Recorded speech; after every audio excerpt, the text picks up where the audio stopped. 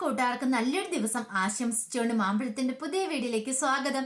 നമുക്ക് നേരെ രേവതിയുടെ സച്ചിയുടെ നാളത്തെ നല്ലൊരു വിശേഷം കണ്ടാലോ. അപ്പൊ ഇന്നത്തെ വിശേഷമൊക്കെ എല്ലാവരും ചാനലിനകത്ത് കയറി കണ്ടു കാണുന്ന ഞാൻ വിശ്വസിക്കുന്നു കേട്ടോ. അപ്പൊ ഇന്നത്തെ വിശേഷത്തിന്റെ ബാക്കിയാണ് ഞാൻ പറയാൻ പോകുന്നത്. എല്ലാ ദിവസവും ഉച്ചയ്ക്ക് ഒരു 1:30-2 മണിക്കുള്ളിൽ തന്നെ ഞാൻ പിറ്റേ ദിവസത്തെ വിശേഷം ഞാൻ രേവതിയുടെ സച്ചിയുടെ ഒക്കെ ചാനലിനകത്ത് അപ്ലോഡ് ചെയ്യുന്നുണ്ട് കേട്ടോ. അപ്പൊ ഇന്നത്തെ വിശേഷം നമ്മൾ അവസാനം കണ്ടത് സച്ചി അന്വേഷിച്ച് പോലീസ് വീട്ടിലേക്ക് വരുവാണ്. അങ്ങനെ സച്ചിയോട് നവീനെ കുറിച്ചൊക്കെ അന്വേഷിക്കുന്നുണ്ട്. സച്ചിക്ക് അറിയാവുന്ന കാര്യങ്ങളൊക്കെ സച്ചി പറഞ്ഞു. എനിക്ക് അയാളെ അറിയില്ല. ആദ്യമായിട്ടാണ് അയാളിന്റെ ടാക്സിക്കകത്ത് കയറുന്നത്. പിന്നീട് അയാൾ വളരെ മോശമായിട്ട് സ്ത്രീകളെ കുറിച്ച് സംസാരിച്ചു. ഇത് കേട്ട് കഴിഞ്ഞപ്പോൾ എനിക്ക് ഇഷ്ടപ്പെട്ടില്ല. ഞാൻ 2 തല്ലും കൂടെ ഇറക്കി വിട്ട് സാറേന്ന് പറയാം. അപ്പൊ ചോദിച്ചു, ആ പെൺകുട്ടി ആരാന്നറിയാവോ? ആ പെൺകുട്ടിയുടെ പേരോ അങ്ങനെ വല്ലതും അറിയാവോന്ന് ചോദിക്കണം. ഒരു നിമിഷം സച്ചി ഒന്ന് ആലോചിച്ചു. ഈ സമയം ശ്രുതിയുടെ ഉള്ളില് വല്ലാത്ത ടെൻഷൻ. ദൈവമേ, തന്റെ പേരെങ്ങാനും പറഞ്ഞു കൊടുക്കുക, എന്നാ അതോടുകൂടി തീർന്നു. തന്നെ ഇപ്പൊ തന്നെ പോലീസ് അറസ്റ്റ് ചെയ്തോണ്ട് പോകും. താൻ നാണം കെടും. പെട്ടെന്ന് സച്ചി പറഞ്ഞു, ഇല്ല സാർ, പെൺകുട്ടിയുടെ പേരൊന്നും അറിയത്തില്ല. അപ്പോഴാണ് ശരിക്കും പറഞ്ഞാല് ശ്രുതിക്ക് ശ്വാസം ഒന്ന് നേരെ വീണത്. പിന്നീട് പോലീസുകാരൻ പറഞ്ഞു, ശരി, എന്തെങ്കിലും വിവരം കിട്ടിയിട്ടുണ്ടെങ്കിൽ പറയണം. പിന്നെ എന്തെങ്കിലും കാര്യമുണ്ടെങ്കിൽ അങ്ങോട്ട് വിളിപ്പിക്കും, സ്റ്റേഷനിലേക്ക് വരണമെന്ന് പറയാം. അതൊന്നും ഒരു കുഴപ്പമില്ല സാറെന്ന് പറയാണ്. വന്നേക്കാന്ന് പറയാണ്. ഈ സമയത്ത് വേറൊരു പോലീസുകാരൻ കയറി വന്നിട്ട് പറഞ്ഞു, സാർ, അതെ, അവന്റെ സിമ്മിനകത്തുനിന്ന് അവസാനം വിളിച്ച കോള് കിട്ടിയിട്ടുണ്ടെന്ന് പറയാണ്. ആരുടെ ഫോണിലേക്കാ കോള് പോയെന്നുള്ളത്. കാരണം ഫോൺ മൊത്തം പോയിട്ടുണ്ടായിരുന്നു. അപ്പൊ വേറെ ഫോണിനകത്ത് ഇട്ട് നോക്കിക്കഴിഞ്ഞപ്പോൾ തന്നെ അവസാനം വിളിച്ച ആ കോൾ ഹിസ്റ്ററി കിട്ടുവാണ്. ആ കോൾ ഹിസ്റ്ററി മൊത്തം കിട്ടിയപ്പോൾ അവസാനം വിളിച്ച നമ്പര് അപ്പൊ അതേ പെൺകുട്ടിയുടെ ആയിരിക്കണമല്ലോ. അപ്പൊ അത് കിട്ടിയിട്ടുണ്ട്. എന്നാൽ ശരി, താൻ വിളിക്കാൻ പറയണം. അങ്ങനെ വിളിച്ചോണ്ട് അയാൾ അങ്ങോട്ട് ഇറങ്ങുവാണ്. ഈ സമയത്ത് അകത്തിരുന്ന് ശ്രുതിയുടെ ഫോൺ ബെല്ലടിച്ചു. ഹാളിലിരുന്ന് ശ്രുതി വന്ന് കയറുതലേ ഉണ്ടായിരുന്നുള്ളൂ. ഫോൺ ബെല്ലടിക്കുകയാണ്. അങ്ങോട്ട് പോയ പോലീസുകാർ ഒരു നിമിഷവും നിന്നു. അപ്പൊ തന്നെ ശ്രുതി ഓടിപ്പോയി ഫോൺ എടുക്കുവാണ്. ഫോൺ എടുത്തു കഴിഞ്ഞപ്പോഴത്തേനും പോലീസുകാരെയും ബെല്ലടി ശബ്ദം ഇങ്ങോട്ട് തിരിഞ്ഞു വന്നു. നോക്കിയത് ശ്രുതിയുടെ ഫോണാ. പെട്ടെന്ന് അവരങ്ങോട്ട് അകത്തേക്ക് കയറി വരണം. ഒരു നിമിഷം എല്ലാവരും ഞെട്ടിത്തെറിച്ചു. പോലീസുകാരൻ ചോദിച്ചു, നിങ്ങളുടെ ഫോണാണ് ഇതെന്ന് ചോദിക്കാം. അത് സാർ, എന്റെ ഫോണാന്ന് പറയണം. ഈ സമയം ചന്ദ്രമതി വന്നിട്ട് ചോദിച്ചു, മോളെ ഇത് എന്താ അത്? അയാളുടെ നമ്പറിലേക്ക് അയാള് അവസാനം വിളിച്ച നമ്പറിലേക്ക് വിളിച്ച് മോളുടെ ഫോണിലേക്കാണല്ലോ കോള് വന്നേ. എന്താ അതിനൊക്കെ അർത്ഥം? ശ്രുതി പെട്ടെന്ന് വന്ന് ശ്രുതിയോട് ചോദിച്ചു, നിനക്ക് അയാളെ അറിയാവോ എന്നറിയോ? പെട്ടെന്ന് എന്ത് ചെയ്യണമെന്ന് അറിയത്തില്ല. ശ്രുതിക്ക് വല്ലാത്തൊരു വെപ്രാളമായി. പോലീസുകാർ മുന്നിൽ നിൽക്കുന്നുണ്ട്. എന്തെങ്കിലും കള്ളത്തരം പറഞ്ഞിട്ടുണ്ടെങ്കിൽ അവർ തന്റെ കള്ളത്തരങ്ങളെ കണ്ടുപിടിച്ചാലോ, ആ ഒരു വെപ്രാളം ഉണ്ടാകുന്നുണ്ട്. പോലീസുകാരെ ശ്രദ്ധിച്ചുകൊണ്ടിരിക്കുന്നുണ്ട്. അതോടൊപ്പം തന്നെ സച്ചിയും ശ്രുതിയുടെ മുഖത്തേക്ക് ഒന്ന് നോക്കിയിരിക്കുകയാണ്. ശ്രുതി പെട്ടെന്ന് പറഞ്ഞു, സാർ, എനിക്ക് അയാളെ അറിയില്ല എന്ന് പറയാണ്. അപ്പോൾ അല്ല, നിങ്ങളുടെ ഫോണിലേക്കാണല്ലോ അയാൾ അവസാനം കോൾ വിളിച്ചിരിക്കുന്നത്. അങ്ങനെ നോക്കുവാണെങ്കിൽ ഇപ്പൊ ഇയാൾ വെച്ച് പറഞ്ഞ കാര്യങ്ങൾ നോക്കി കഴിയുമ്പോഴത്തേനും എനിക്ക് ചില കാര്യങ്ങളൊക്കെ സംശയമുണ്ട്. കാരണം നിങ്ങളുടെ ഫോണിലേക്ക് അവസാനം വിളിച്ചിരിക്കുന്നത്. പിന്നെ അയാളെ തല്ലുകയും ചെയ്തു. അല്ല, സച്ചിയോട് ചോദിച്ചു, നിനക്ക് മുമ്പ് പരിചയമില്ലെന്നല്ലേ പറഞ്ഞേ? എന്റെ പൊന്ന് സാറേ, ഇല്ല, എനിക്ക് ഒരു പരിചയമില്ല. പിന്നെ എങ്ങനെയാ നിങ്ങൾ അയാളെ അടിച്ചു കഴിഞ്ഞിട്ട് ഇപ്പൊ ആണ്ടേ ഇവളുടെ ഫോണിൽ ശബ്ദിക്കുന്നുണ്ട്. നിങ്ങൾ തമ്മിൽ ഒരു ബന്ധവും ഇല്ലെങ്കിൽ പിന്നെ എങ്ങനെയാ അതെങ്ങനെ ശരിയാവുമെന്ന് ചോദിക്കുക. സാറേ, ഞാൻ പറഞ്ഞല്ലോ, ഞാൻ അയാളെ ആദ്യമായിട്ട് കാണുന്നതെന്ന് പറയാം. പെട്ടെന്ന് ശ്രുതി പറഞ്ഞു, സാറേ, അത് അയാൾ എന്നെ 1-2 വട്ടം വിളിച്ചായിരുന്നു പറയാ. വിളിച്ചോ? എന്തിനാ? അല്ല, ഞാൻ ബ്യൂട്ടി പാർലർ നടത്തുവാണ്. അപ്പൊ അയാൾ വിളിച്ചിട്ട് ഒരു അപ്പോയിന്റ്മെന്റ് തിരക്കി. അപ്പൊ ഞാൻ പറഞ്ഞു, ഇല്ല, എന്റെ മാരേജ് കാരണം ഞാൻ അടച്ചിട്ടിരിക്കുമെന്ന് പറഞ്ഞു. അപ്പൊ ഷോപ്പ് അടച്ചിട്ടിരുന്ന് പറഞ്ഞിട്ടും അയാളൊന്നും കേൾക്കാൻ കൂട്ടാക്കിയില്ല. അയാൾ വീണ്ടും വിളിച്ചോണ്ടിരുന്നു. അപ്പൊ അതുകൊണ്ട് ഞാൻ കോള് കട്ട് ചെയ്തോണ്ടിരുന്നു എന്ന് പറയാം. ഓഹോ, അങ്ങനെയാണല്ലേ. ഈ സമയം ശ്രീകാന്തിന്റെ സംശയം, അല്ല, ഏട്ടത്തിയമ്മ നടത്തുന്നത് ലേഡീസ് ബ്യൂട്ടി പാർലർ അല്ലേ? അയാൾ പിന്നെ എന്തിനാ വിളിക്കണേ? അത് അയാളുടെ വൈഫിനാന്ന് അങ്ങാണ്ടാ പറഞ്ഞെന്ന് പറയാം. ഓ, അങ്ങനെയാണ് കാര്യങ്ങൾ. ശ്രുതിക്കാണ് വല്ലാത്തൊരു ടെൻഷനൊക്കെ ഉണ്ടാകുന്നുണ്ട്. സച്ചി പക്ഷെ രൂക്ഷമായിട്ട് ശ്രുതിനെ നോക്കുന്നുണ്ട്. ഇവള് പറയുന്നില്ല, എവിടെയോ എന്തോ ഒരു കള്ളത്തരം ഉണ്ടല്ലോ, അങ്ങ് ശരിയാകുന്നില്ലല്ലോ എന്നുള്ള രീതിയിൽ. ഈ സമയം പോലീസുകാരൻ വേറെ കുഴപ്പമൊന്നുമില്ല. വേറെ ഒന്നും ഇല്ല സാറേ എന്ന് പറഞ്ഞു. എന്നാ ശരി, ഞങ്ങളവിടെ ഇറങ്ങുക. പിന്നെ ഒരു കാര്യം കൂടെ പറഞ്ഞു, എന്തെങ്കിലും വിവരം കിട്ടിയാൽ പറയണം. അത് മാത്രമല്ല, ഞങ്ങൾ ഇടയ്ക്ക് വിളിപ്പിക്കും. അറിയാലോ, നിങ്ങളുടെ ഫോണിലേക്ക് അവസാനം അയാളുടെ കോള് വന്നിരിക്കുന്നത്. അയാൾക്ക് ഇതിലായിട്ട് ബോധം വീണിട്ടില്ല. അയാൾക്ക് ബോധം വീണ് കഴിയുമ്പോൾ അയാളെ എന്താ പറയണേന്ന് അറിയത്തില്ല. അങ്ങനെ എന്തെങ്കിലും മൊഴി തരുവാണെങ്കിൽ വീണ്ടും ഞങ്ങൾ ഇങ്ങോട്ട് വരുമെന്ന് പറയണം. ശരി സാറേ എന്നും പറഞ്ഞിട്ട് ശ്രുതി അവിടെ നിൽക്കുക. ഈ സമയം പോലീസുകാർ അങ്ങോട്ട് പോയി. സച്ചി പെട്ടെന്ന് വന്നിട്ട് ചോദിച്ചു, അല്ല, നിങ്ങളുടെ ഫോൺ നമ്പറിലേക്ക് എങ്ങനെ അയാൾ വിളിക്കുന്നേ? നിങ്ങളുടെ ഫോൺ നമ്പറെങ്കിലും അയാൾക്ക് കിട്ടിയെന്ന് ചോദിക്കുക. ഒരു നിമിഷം ശ്രുതിയിലൊരു ഞെട്ടലുണ്ടായി. പെട്ടെന്ന് ചന്ദ്രമതി പറഞ്ഞു, അതൊക്കെ നീ എന്തിനാ അറിയണേ? നിനക്കത് വേണ്ട ആവശ്യമില്ലോ. നിന്നെ അന്വേഷിച്ച അവിടെ പോലീസ് വന്നു തന്നെ. ഓ, പിന്നെ എന്നെ അന്വേഷിച്ച ഇപ്പൊ ചോദ്യം ചെയ്ത എന്നെ അല്ലല്ലോ. അത് പിന്നെ കസ്റ്റമേഴ്സ് ആകുമ്പം അങ്ങനെ പലതും വിളിച്ചെന്നിരിക്കും. അതിന്റെ പേരിൽ ഒരു പ്രശ്നം ഉണ്ടാക്കേണ്ട ആവശ്യമുണ്ടോ? ഇപ്പൊ തന്നെയാണ് ശ്രുതിമോൾ ആകെപ്പാടെ സങ്കടപ്പെട്ട് വിഷമിച്ച് നിൽക്കുക. കല്യാണം കഴിഞ്ഞ ദിവസം തന്നെ ഇങ്ങനെ ഒരു പ്രശ്നങ്ങളൊക്കെ ഉണ്ടാകുന്നേ. മോൾ ഇങ്ങോട്ട് വാ, ആകെപ്പാടെ എന്റെ കൊച്ചു ടയേർഡായി പോയി എന്നും പറഞ്ഞ് ചന്ദ്രമതി അങ്ങോട്ട് കൂട്ടിക്കൊണ്ട് പോവാണ്. സച്ചി പറഞ്ഞു, അച്ഛാ അന്ന് ഞാൻ അങ്ങോട്ട് പോട്ടെ എന്ന് പറയണം. ശരിയെന്ന് പറയണം. ഈ സമയം ശ്രീകാന്ത് വന്നിട്ട് പറഞ്ഞു, അതെ ഞാനും പോവാം. റെസ്റ്റോറൻറ്റ് ചെല്ലുവാണെങ്കിലേ ഇത്ര നേരത്തെ അല്ലേ, ഈവനിങ് ആകുമ്പത്തേനും ഞാൻ ഇങ്ങോട്ട് വന്നേക്കാന്ന് പറയണം. ശരിയെന്നും പറഞ്ഞുകൊണ്ട് രവീന്ദ്രൻ അങ്ങോട്ട് അകത്തേക്ക് കയറി പോവാണ്. ഈ സമയത്ത് എന്ത് ചെയ്യുക, സച്ചി രേവതിയോട് പറഞ്ഞു, അന്ന് ഞാൻ പോയിട്ട് വരട്ടെ എന്ന് പറയണം. ശരിയെന്ന് പറഞ്ഞ് ഒരു പുഞ്ചിരിയോടുകൂടി സച്ചിനെ യാത്രയാക്കുവാണ് രേവതി. ഈ സമയത്ത് ആകെപ്പാട് ടെൻഷനായി. അങ്ങോട്ട് ചെന്ന് കഴിഞ്ഞപ്പോഴത്തേനും പെട്ടെന്ന് ചന്ദ്രമതി ചോദിച്ചു, അല്ലാൻറ്റി ഇവിടെ വാഷ്റൂം എവിടെയാന്ന് ചോദിക്കണം. അതെ അപ്പുറത്താ മോളെ, അന്നാ വാ എന്നും പറഞ്ഞുകൊണ്ട് ചന്ദ്രമതി കാണിച്ചു കൊടുക്കാൻ പോവാ. ഈ സമയത്ത് വേണ്ട ആൻറ്റി വരണ്ട, ഞാൻ പൊക്കോളാന്ന് പറയണം. അപ്പം മീര പറഞ്ഞു, ഞാനും വരാന്ന് പറഞ്ഞ് മീരയും കൂടെ ആ കൂടെ അങ്ങോട്ട് പോവാണ്. അങ്ങനെ അതിനകത്തേക്ക് കയറി കഥ അടിച്ചിട്ട് ശ്രുതിക്ക് വല്ലാത്ത ടെൻഷൻ വിറയ്ക്കുവാണ്. നീ എന്തിനാ ഇങ്ങനെ ടെൻഷൻ അടിക്കണേ? എനിക്ക് ഭയങ്കര ടെൻഷനുണ്ട്, അറിയാലോ. അവൻ എങ്ങാനും ബോധം വീണ് കഴിഞ്ഞിട്ടുണ്ടെങ്കിൽ എന്തെങ്കിലും വിളിച്ചു പറഞ്ഞിട്ടുണ്ട്, ആകെപ്പാട് സംഗതി കുഴഞ്ഞു മറിയും.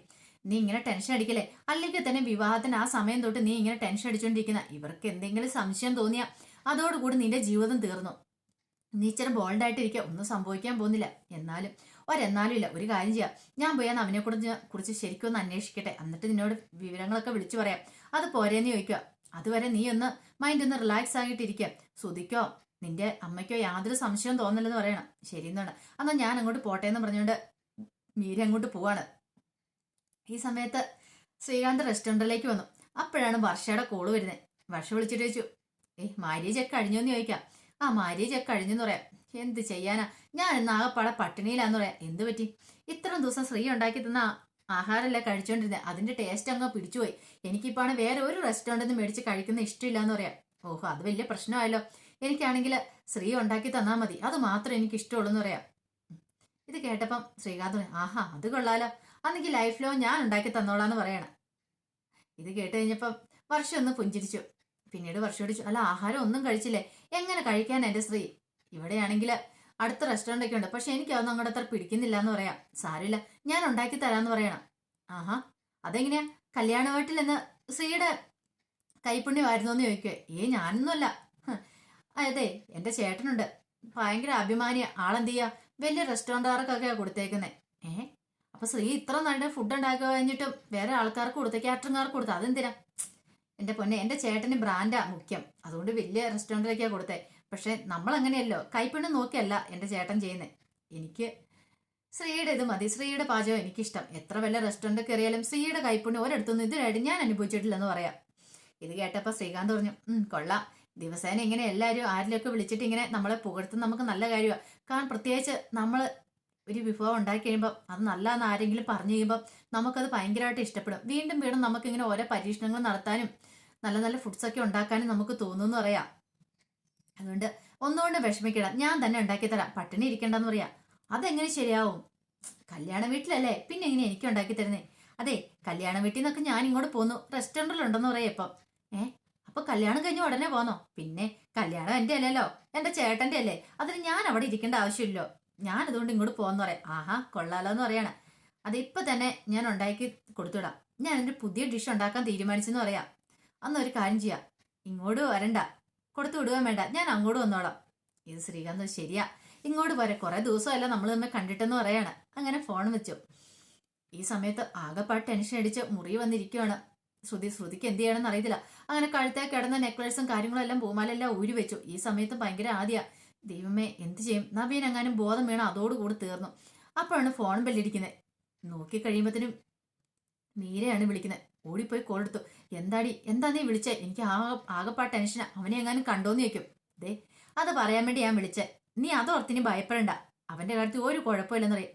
ഒരു കുഴപ്പമില്ലെന്ന് പറഞ്ഞാ അല്ല, അവൻ ഇനി ഉടനെ എങ്കും ബോധം വീഴില്ല. ഞാൻ ഡോക്ടറെ കയറി കണ്ടിട്ടുണ്ടായിരുന്നു, അവനൊരു കോമയിലേക്ക് പോയിരിക്കുക എന്ന് പറയണേ. കോമയിലേക്കാ? അതെ, പെട്ടെന്നൊന്നും ഉണരില്ല. ഇനിയിപ്പോ എന്തെങ്കിലും സംഭവിച്ചാൽ മാത്രം അവൻ ആ കോമയിൽ നിന്ന് ഉണർന്നു വരുള്ളൂ.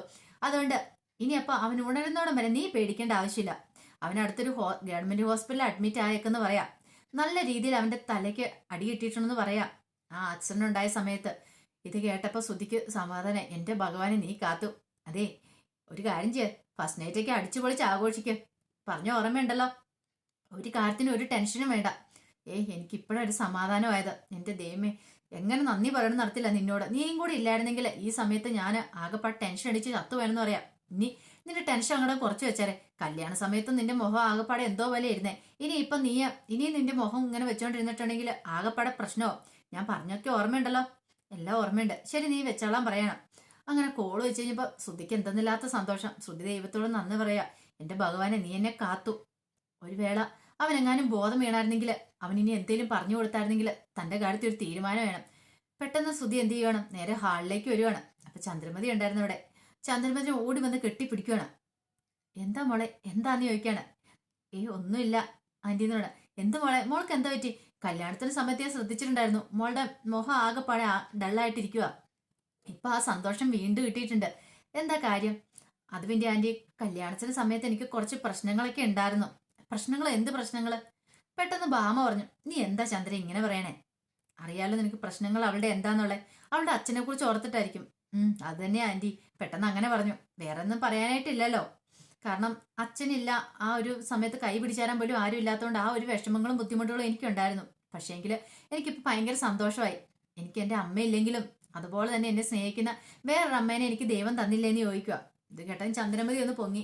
രേവതിയും രവീന്ദ്രനും കലാവതി മുത്തശ്ശിയൊക്കെ അവിടെ ഉണ്ടായിരുന്നു ഇരിപ്പ്. പെട്ടെന്ന് ചന്ദ്രമതി പറഞ്ഞു, എൻ്റെ മോളെ, നിന്നെ മുമ്പ് തന്നെ അവൻ കാണേണ്ടതായിരുന്നു ശ്രുതി. അങ്ങനെ കാണുമായിരുന്നെങ്കിൽ നിന്നെ പണ്ടേ അവൻ വിവാഹം കഴിച്ചാണ്.